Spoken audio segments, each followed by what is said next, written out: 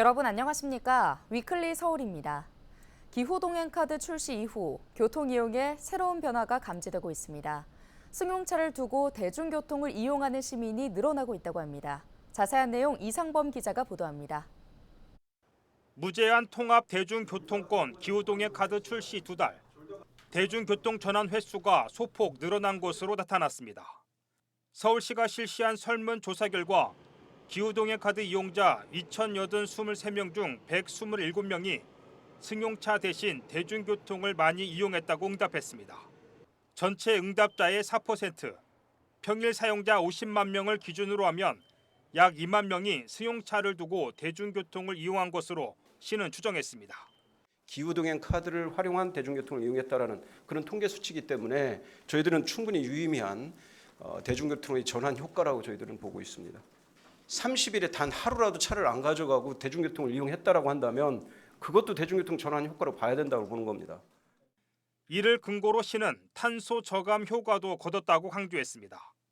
온실가스 3,600톤으로 가로수 43만 그루에 해당한다는 겁니다. 11,000대의 승용차 감소 효과에 해당되므로 약 3,600톤의 온실가스를 감축시키는 것으로 가로수 43만 그루를 식전 효과로 볼 수 있습니다. 기후동행카드 누적 판매는 5일 현재 100만 장을 돌파했습니다. 하루 평균 이용 횟수는 3.4회, 월 평균 교통비 절감은 1인 3만 원으로 60대가 가장 많았습니다. 또 주 이용층은 20, 30대가 절반 이상을 차지했습니다. 한편 시는 생활 전반에 기후동행카드를 사용할 수 있도록 문화시설 입장료 연계 등 서비스 범위를 확대할 계획입니다. 딜라이브 뉴스 이상범입니다. 내년도 유보 통합 전면 시행을 앞두고 서울시 교육청이 현장 점검에 나섰습니다. 특히 장애 어린이와 비장애 어린이 통합 보육시설을 둘러보고 서울형 유보 통합 정책 마련을 준비 중입니다. 강혜진 기자의 보도입니다. 서울 마포구의 한 국공립 어린이집입니다. 장애 어린이 11명, 비장애아 21명이 등원하는 통합보육시설입니다. 여러 교실 가운데 뇌병변과 발달장애 등 특수반은 별도의 교실에서 보육이 이뤄집니다. 장애, 비장애 통합보육 어린이집에 조희연 서울시 교육감이 방문했습니다. 유보 통합 공식 시행을 앞두고 서울시 교육청이 보육 현장의 의견을 듣겠다는 취지에서입니다. 어린이집 운영 시스템을 현장에서 배우고 유보 통합에 필요한 공교육 정책과 제도를 서울시 교육청이 선도적으로 개선하겠다는 구상입니다.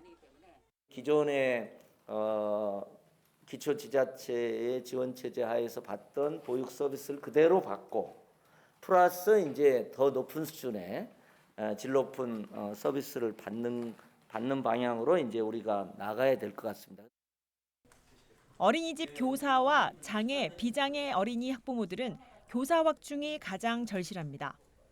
특히 장애아 통합보육을 갖춘 어린이집의 경우 교사 1명이 보육하는 장애아는 현재 3명. 적어도 교사 2명이 장애 어린이 1명을 보육해야 교육도 제대로 될 수 있다고 제안합니다.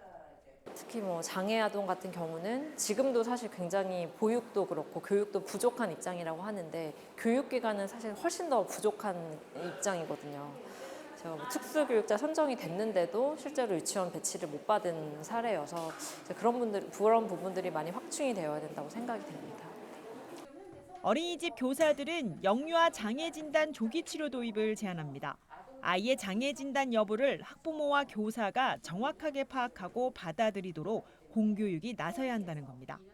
아동이 영아기 때부터 조기 개입을 해서 교육을 받게 된다면 아동이 정상적인 발달에서 많이 가깝게 될 수가 있기 때문에 중요합니다. 그래서 유보 통합이 된다면 교육부에서 이 부분들을 어떤 청을 만들어서 아동들이 또한 부모들이 교육을 통해서 빨리 선별할 수 있도록. 오는 6월 보육정책이 보건복지부에서 교육부로 이관되면 교육부는 시도교육청과 협력해 내년부터 유보통합을 전면 시행합니다. 서울시교육청은 영유아 보육이 교육과 제대로 시행될 수 있도록 장애교사와 조기치료 확대 등 현장 의견을 수렴해 서울형 유보통합 정책을 마련한다는 계획입니다. BTV 뉴스 강혜진입니다. 서울시 구의회 의장협의회가 총선이 끝나자 홍콩으로 해외 연수를 떠났습니다. 그런데 양천구의장 등 일부 구의장들은 임시회가 진행되는 회기 중인데도 의정 활동을 뒤로 한 채 부랴부랴 해외로 떠나 빈축을 사고 있습니다. 김호 기자의 단독 보도입니다. 지난 16일 임시회가 시작된 양천구의회. 상임위별로 회의가 한창입니다. 그런데 이재식 구의장은 의회에 없습니다.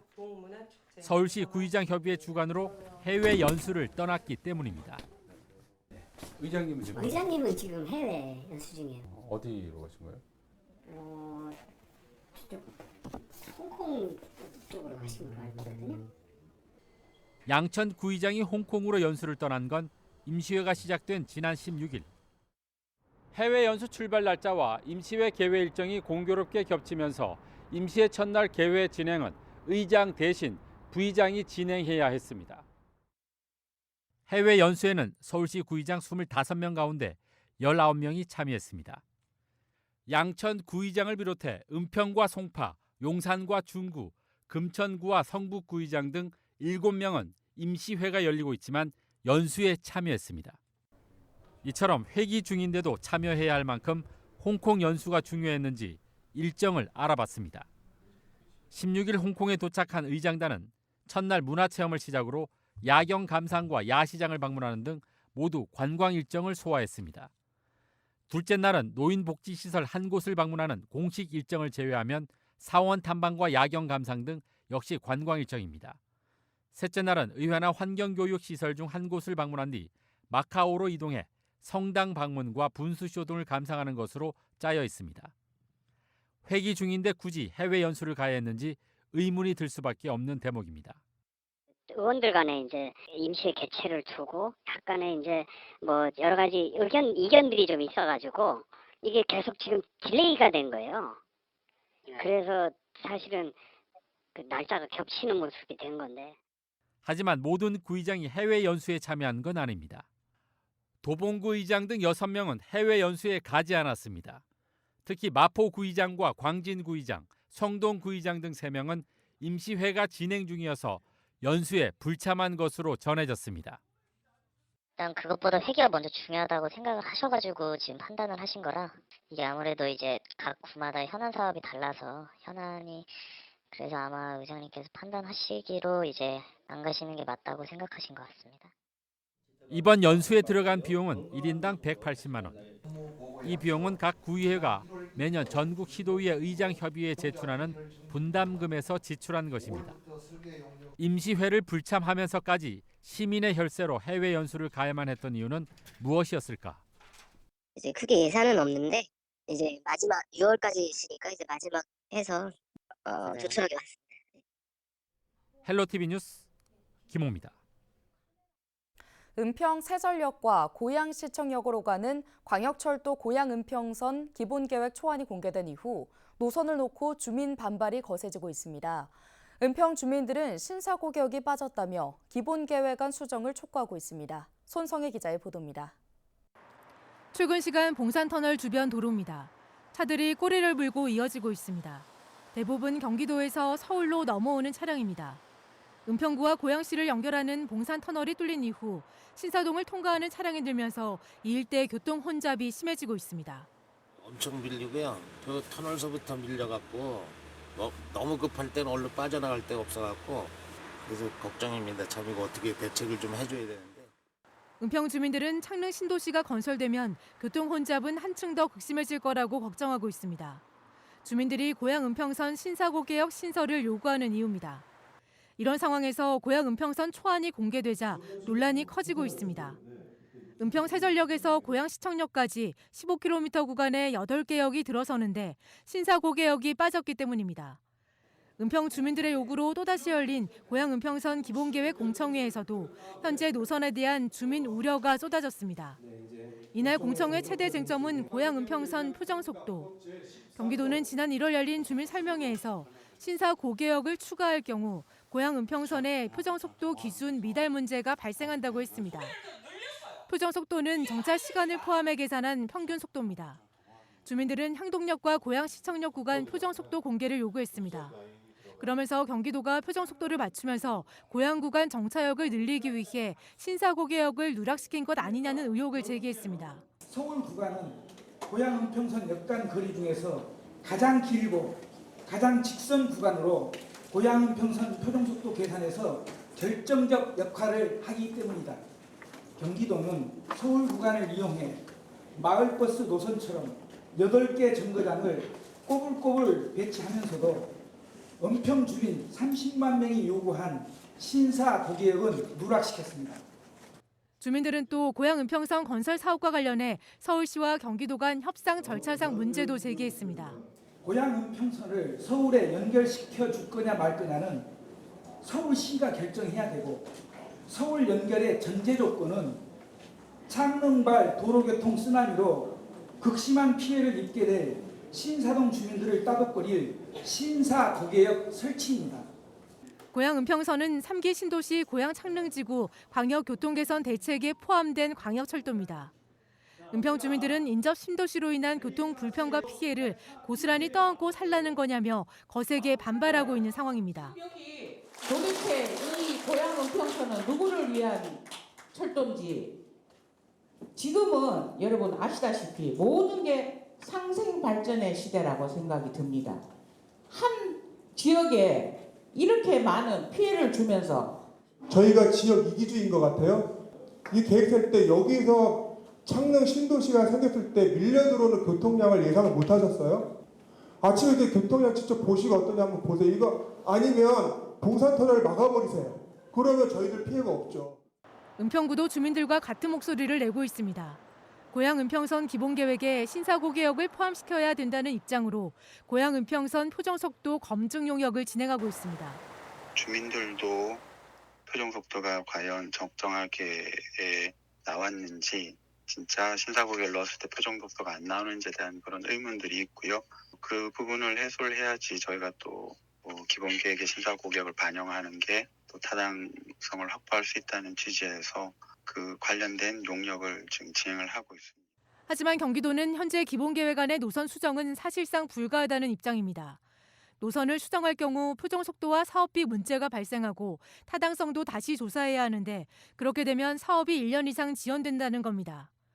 경기도 관계자는 기자와의 통화에서 신사고개역 신설은 서울시, 은평구 등과 협의해 별도 사업으로 추진해야 한다는 점을 재차 강조했습니다. 경기도가 조만간 국토교통부에 고양 은평선 기본계획 승인을 요청하겠다는 입장을 고수하고 있는 가운데, 주민들은 집단 민원으로 고양 은평선의 서울 구간 공사를 가로막는 등 신사고개역이 관철될 때까지 집단 행동도 불사하겠다고 못 박아 갈등은 커질 것으로 보입니다. 헬로티비 뉴스 손성혜입니다.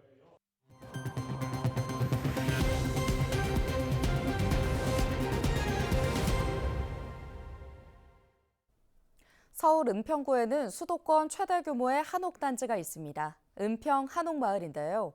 멀리 가지 않아도 도심 속에서 고즈넉한 분위기를 느낄 수 있는 은평 한옥마을에 심다혜 기자가 다녀왔습니다. 봄옷으로 갈아입은 북한산을 배경으로 고즈넉한 한옥들이 밀집해 있습니다. 군데군데 하얗게 핀 조팝나무가 멋스러운 분위기를 더합니다. 봄이 무르익고 있는 은평 한옥마을. 외국인 관광객들에겐 숨은 보석 같은 곳입니다.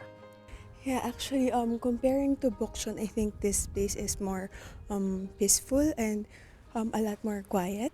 I'm recommending this place to all foreign tourists and also the locals, so they can visit this place and see the beautiful hanok houses.